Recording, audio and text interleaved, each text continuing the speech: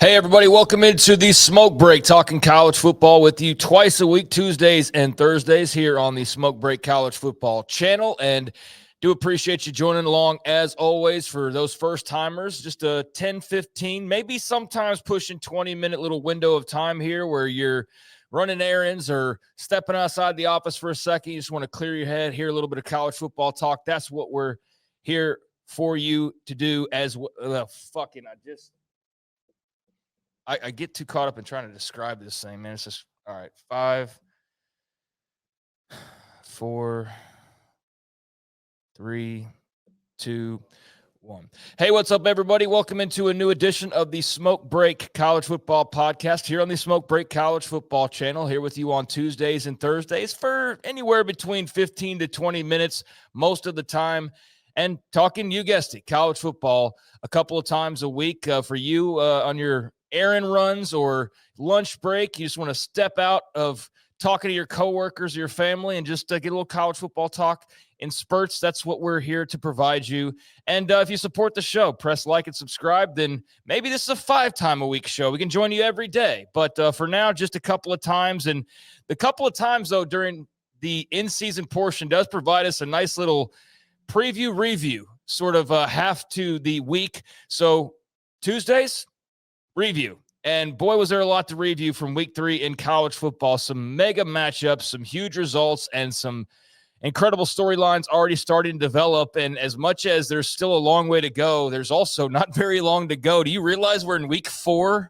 You realize we're already a month into the season. We're a third of the way through the schedule for most teams by the end of this weekend, which is just kind of crazy. So as long as it takes to come around every year, boy, it starts to go by in a hurry once it does get started, the great game of college football. So let's get right to it with the amount of time that we have. Some big results from this past week and a couple of big firings as well.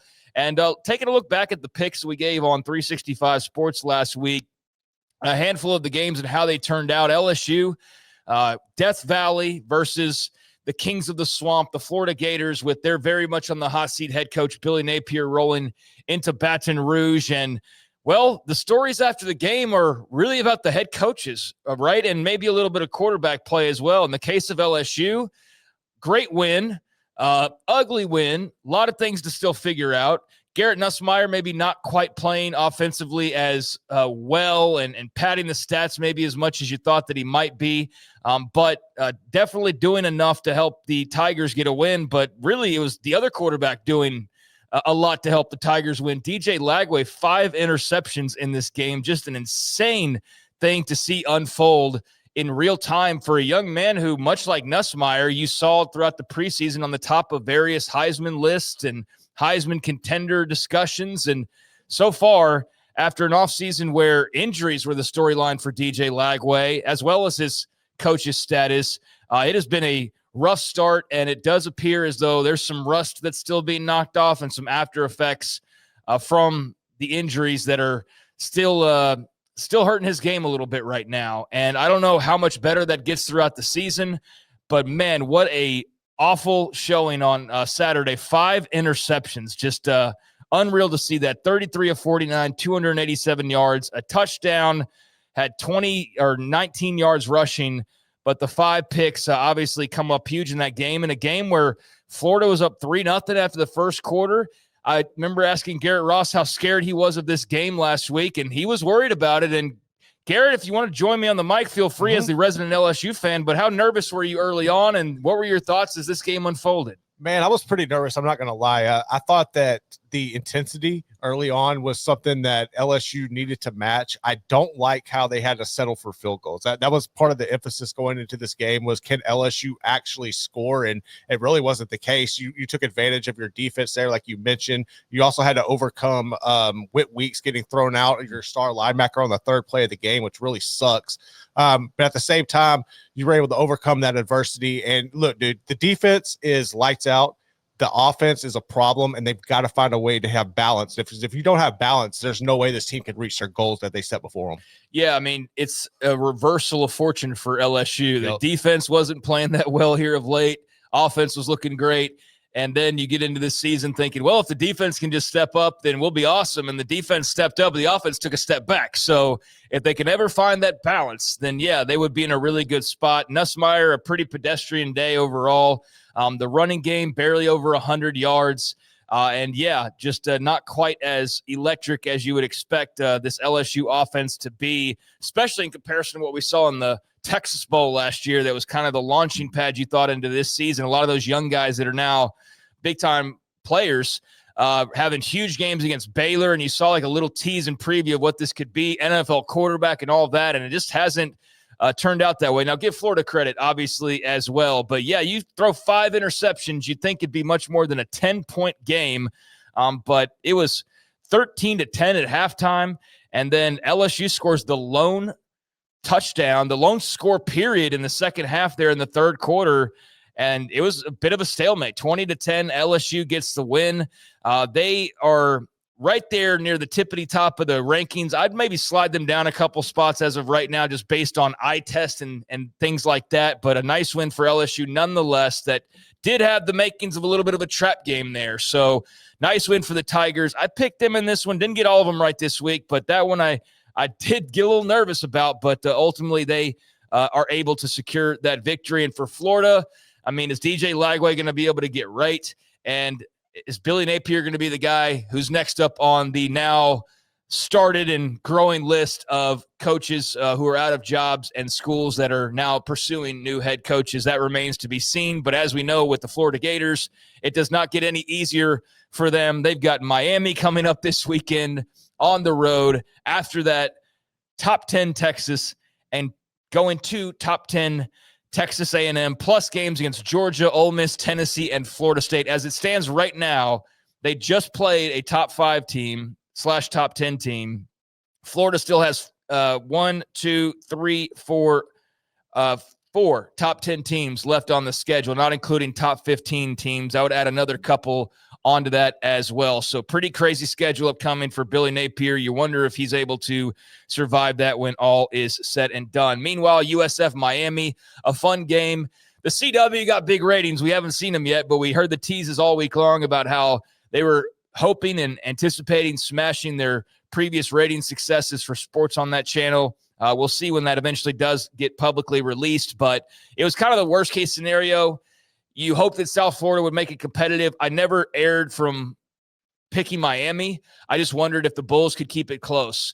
And I feared that maybe they wouldn't be able to, and all of this hype for this game would turn out to kind of have the air let out of the tire pretty early on. And that ended up being the case when all was said and done. Miami rolls over USF. And looks really good doing so. Carson Beck, a guy who I have not always been like the biggest believer in, has been really good. He's been really, really good to start off this year. 3 touchdowns, 340 yards, 23 of 28 passing for him as the Canes roll 49-12. It was 14-3 after one. It was 28-6 at the half. It was 35-6 heading into the fourth quarter, and then Miami scored. USF outscored them 14-6 in the final frame. So it was just all Canes all day long, over 200 yards rushing, and yeah, nearly 400 yards passing. They are a top 5 team for sure, and probably a top 3 team just based on eye test and resume and everything right now. 2 massive wins for the Canes in not only Notre Dame, but also now a top 20 team in USF. So Miami, are they gonna be like real deal legit Miami, or is Mario Cristobal gonna like have some wacky loss somewhere out of nowhere?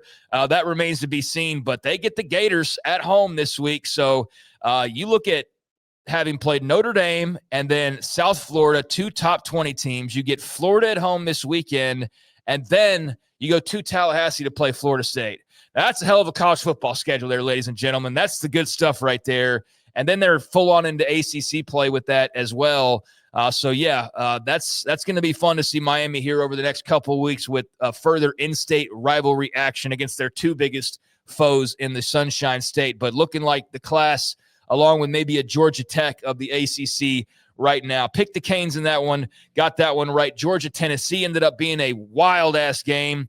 Georgia, of course, with the walk-off win, a very kind of deflating win where you score a touchdown to win the game, but they have to go to the review to make sure you scored the touchdown. So people are like, do we celebrate? Do we start crying? Like, how do we react? Because now we're waiting the officials. And eventually, after a little bit of time taken to figure out on whether or not Georgia had just won this football game, they had, in fact, won the football game, and the celebrations commenced as it was a huge win for the Bulldogs. Josh McCray, the 1-yard run there in overtime to seal the deal, 44-41, as Tennessee had only mustered a 42-yard field goal. We see it in the NFL. Guys are making big kicks. Now, we did see some misses. We saw some special teams errors this weekend. Looking at you, Notre Dame and Texas A&M in particular, but seen a lot of guys making big kicks. So 42 yards in overtime in a rivalry game like that, credit to Tennessee, but Georgia with the touchdown trumps that, and nice win for the Bulldogs that looked like it was going to be a game that just it wasn't their day. That crowd in Knoxville, just the way things were going, this eventually turns into a Big 12-style game with points galore and a hell of an ending, although, again, a little bit deflated by the fact that you had to go to review for the final decision-making on whether it was a touchdown or not. But it was, and Georgia wins, and now they are sitting pretty right there in the top 5 sort of area. And for Tennessee, a deflating loss. I thought that they played really well. Obviously, awesome atmosphere. The Vols will be just fine ultimately, but I thought this was a nice statement by a Georgia team that everybody knows is good, but we don't really know how good. They don't have like the star quarterback that you sort of rally around. They don't necessarily have a bunch of big name dudes that are household names like maybe they did in years past. They just have a bunch of really good players and guys, if you followed recruiting, you're very well aware of. But there's not like that Carson Beck, right? There's not that Arch Manning. There's not that kind of guy. But Georgia rounding into form and just going about their business. And that was a really, really good win on the road in a tough place to play for the Georgia Bulldogs. A&M Notre Dame, what a crazy game that was. What a legendary game that was. And what a historic win for Texas A&M. Been around the state of Texas my entire life. A&M more often than not, the butt of jokes. A lot of times, though, able to be on top of the mountain, at least for periods of time, like the Johnny Manziel era when they were the coolest school in all of America, it seemed like. Have never quite risen to that mountaintop of SEC championships or, of course, national championships, at least in our modern times here. But who knows? Maybe this team's the team to change all of that. Now, I'm not going too overboard after the win over Notre Dame, but that was a win that old A&M, so to speak, doesn't necessarily always go and get. And with Mike Elko in charge now, it just feels different. It feels like a set of clean sheets. It feels just better in every way because there's not this weird drama lingering in the background or players misbehaving in the background. It's just very workmanlike, very businesslike, and quite frankly, very Texas A&M. Not like Kevin Sumlin or Jimbo Fisher. This feels like the Aggies that I know in real life. This feels like the type of team and the type of coach that they would normally embrace and rally around. And I think that's what makes it, along with just winning makes everything feel good, that's what also makes it feel kind of more real than just sort of the superficial, sugary, sweet, star-driven A&M teams that were successful here in recent years. So Mike Elko's done a hell of a job in a short amount of time.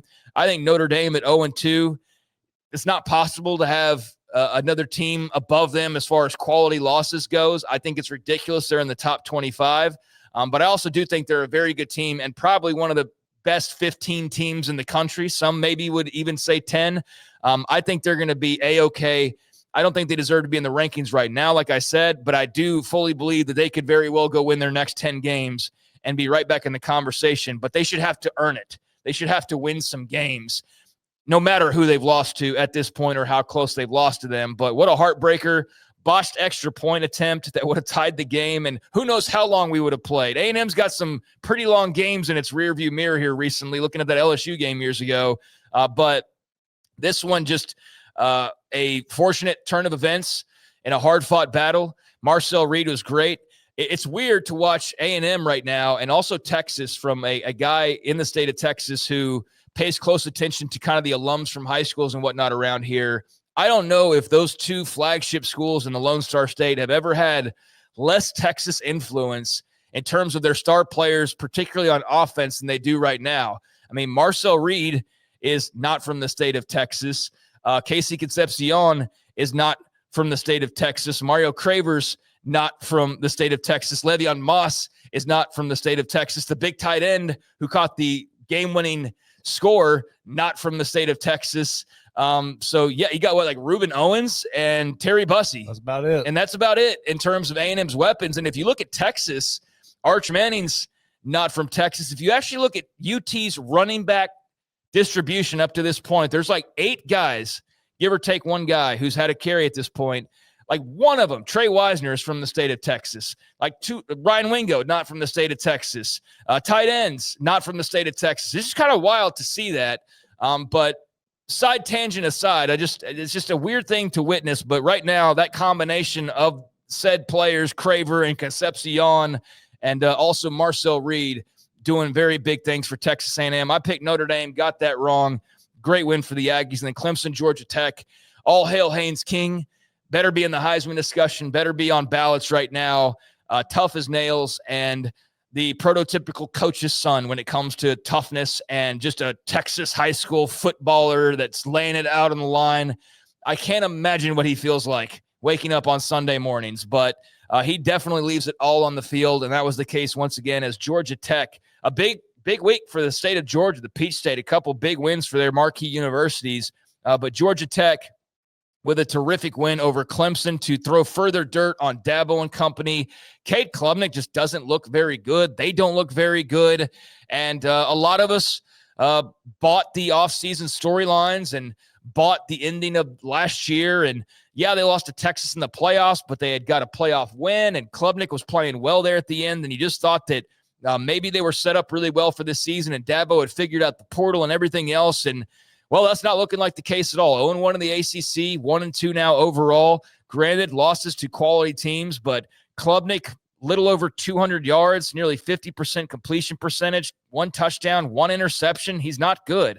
207 yards receiving, 126 by a Texas native in Bryant Wesco, but not nearly enough as the fire drill field goal by Georgia Tech was the chef's kiss of probably the entire weekend. I mean, right up there with the best finishes and biggest, craziest results of the entire Saturday slate. Very cool execution on that fire drill field goal by the Yellow Jackets, something they clearly practiced a lot. And you talk about like biting your tongue or holding your breath, I should say. Like, are they going to get this thing off? And they did, but with no literal time to spare. I mean, could not have taken a second more, or we could be talking about this disastrous clock running out scenario where Clemson ends up getting a big win in Atlanta. But instead, Georgia Tech now 3-0. Haynes King over 100 yards rushing. Very efficient in the passing game. Scored with his feet as well. They're just a really fun team to watch and an easy team to root for because they're not filled with a bunch of star power, although Haynes King does bring some of that blue-collar star power to that Yellow Jackets roster for sure. So an incredible weekend. We've got coach firings already as well commencing as Virginia Tech's moved on from Brent Pry, and UCLA moves on from Deshaun Foster. So looking forward to talking about just some of the tidbits that come with that along the way on these podcasts as well. Coming up on Thursday, we'll look ahead to the weekend that is and the big mega matchups like this one, starting to get deeper into conference play. Still some crossover games, but I am looking forward to starting to get into these leagues and figuring out who's who and what's what. And no game bigger on the list for me to talk about come Thursday than Texas Tech and Utah, and picking that game as well. So looking forward to that. But a hell of a week 3. Enjoyed every minute of it. Was A-okay. Finished better on my picks than in week 1. Been pretty good the last couple of weeks, but definitely got bit there by A&M. And Notre Dame, catch the hold. I mean, how long were we going to keep playing? We'll never know. And for A&M, just an incredible win once again. Georgia Tech, gritty as all get out. Georgia just going about their business. And Miami looking like a real deal national championship contender right now as well. LSU got to get better offensively, but a good win for them against their arch rival in the Florida Gators. Big game still to come. Hope you're along for the ride. Please press like and subscribe here on the Smoke Break College Football channel, and we'll talk to you on Thursday. I'm Craig Smoak.